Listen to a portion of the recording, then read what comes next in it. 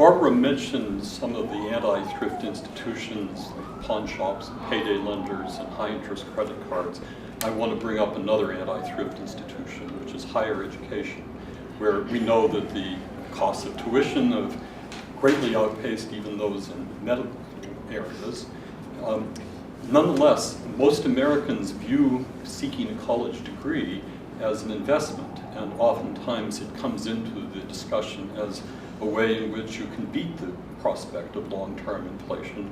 The President of the United States agrees with that. 3 years ago, he called for doubling the number of college students in the country, and much of the argument in favor of doing that is that by getting more people with college degrees, we will have this mobile, agile workforce that will be highly productive, and the individuals will benefit by being better able to access a middle-class lifestyle. So, to put this into question, is seeking a college degree, on the whole, the best hedge against inflation? Well, Peter, you probably have an opinion about that. So I should probably defer to you, but there is a critique, there's a debate, I should say, about whether college education now, the cost of a college education, is worth it. And you know, some people say yes, over a lifetime people earn more if they have a college degree than someone with a high school degree. That's one side. And other people, and you're one of the most eloquent people on this topic, say not so fast. So what would you say to your own question? Is that fair?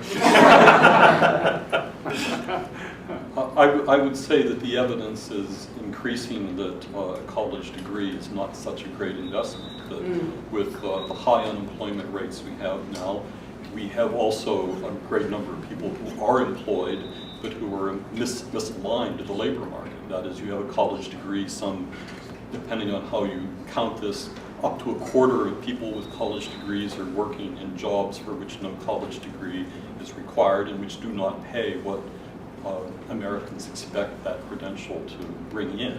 So therefore, I think this is a mistaken social policy, but I'm quite aware of how strong an illusion it is.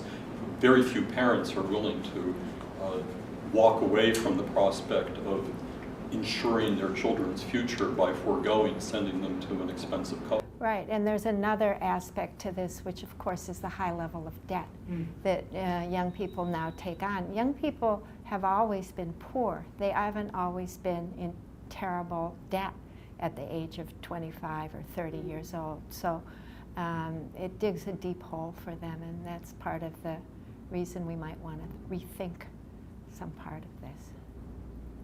So would you discourage then young people from encumbering themselves with tens of thousands of dollars of debt to go to college? I think there are ways to reduce that level of debt.